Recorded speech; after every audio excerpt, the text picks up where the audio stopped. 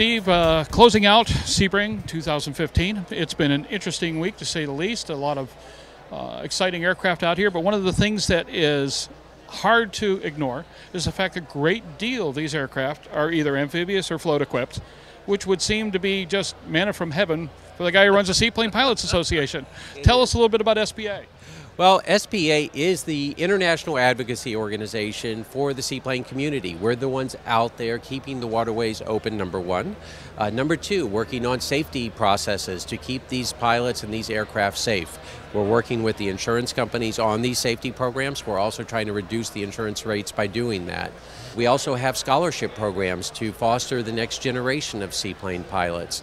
So we're making events that are fun. We're trying to make the activity safer. People are familiar with seeing boats in their water, but they're not familiar with seeing seaplanes. So what happens all too often is there's an assumption made. I've never seen a seaplane land here, so there must be a reason why it's not supposed to be here. Or it must be a hazard to the boaters. So most of what happens to us as a community are assumptions made by the decision makers, made by the community, that there is something inherently unsafe about this activity. So we have to be out there as the educators to show otherwise. Are you seeing access to waterways becoming more difficult? Or are we finding a more reasonable approach right now to being able to get access to waterways for seaplane operations? Well, it's a mixed bag. We're seeing some regions where it is becoming increasingly restrictive. Invasive species are especially a big issue in the west of the United States. But what we're doing is opening up opportunities through education. We're producing videos that declare seaplane and boating compatibility. And the big thing that is in our favor are the statistics.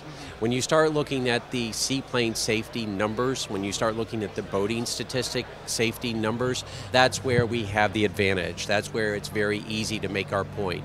So we're working at both a national level to try to have national policies to affect waterways, Army Corps of Engineers being one that's extremely important. And then we're also looking down at the state and local level as well. So we're approaching the advocacy from many different levels. Tell us about the organization itself. Who is the average member? How many are out there? What's the future look like?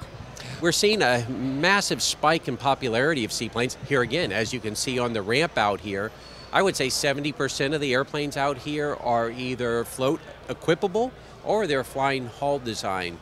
We see more commercial interest, we see more flight school interest, but the history is we were formed in 1972 in Little Ferry, New Jersey. Oddly enough, no legal seaplane flying there, the seaplane base is closed.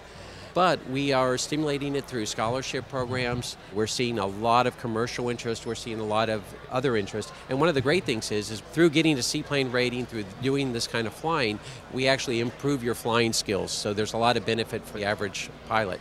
But as a pilot population number, we're only about 3% of pilots are rated seaplane pilots. So we are a very small group at about 10,000 active seaplane pilots. It's a good way to set yourself aside from your peers by engaging in the activity. And it's guaranteed the most fun you'll ever have in aviation.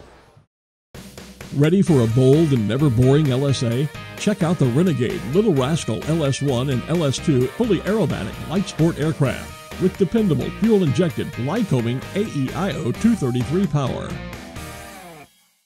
A real airplane, not just a toy. The Airplane Factory Sling is a high-performance two-place LSA that fits the needs of private individuals, flight schools, and flying clubs alike, and has been called one of the best handling LSAs on the market. Check it out at www.airplanefactory.com.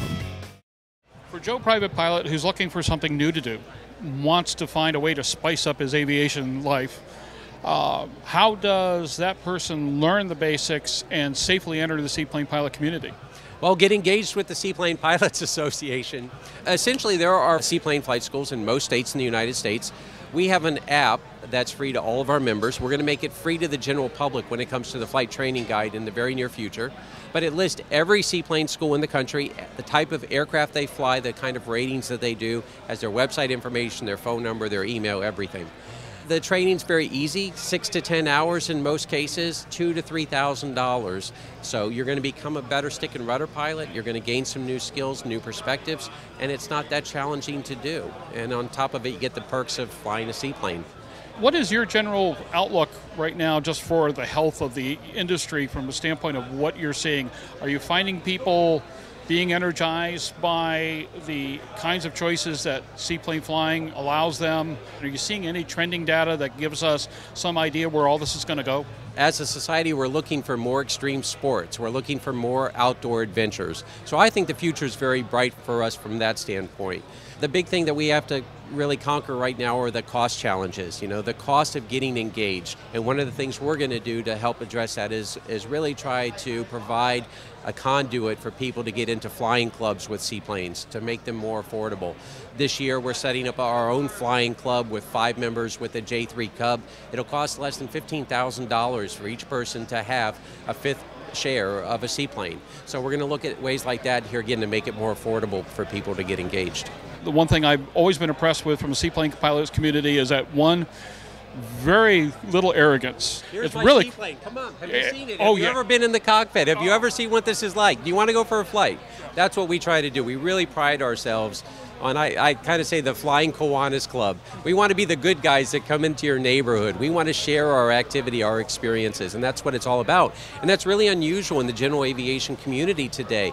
When I was growing up, when you were growing up, I think we've shared stories of riding our bikes around the airport and poking our heads in hangar doors and trying to pull on shirt sleeves for rides and things like that.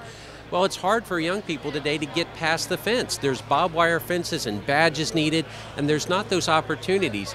To me, seaplanes represent one of those few opportunities for us to stimulate the next generation, because we can pull up on a beach, we can pull up at a dock, and people have access. The younger generation, whether it's a 35-year-old or a 15-year-old, they can walk up to us and engage us, and we can put them in our airplanes without having to get past the fences and needing the badges and everything else. So I think seaplanes really are undervalued from that perspective in the community, and we really want to leverage as much of that as possible.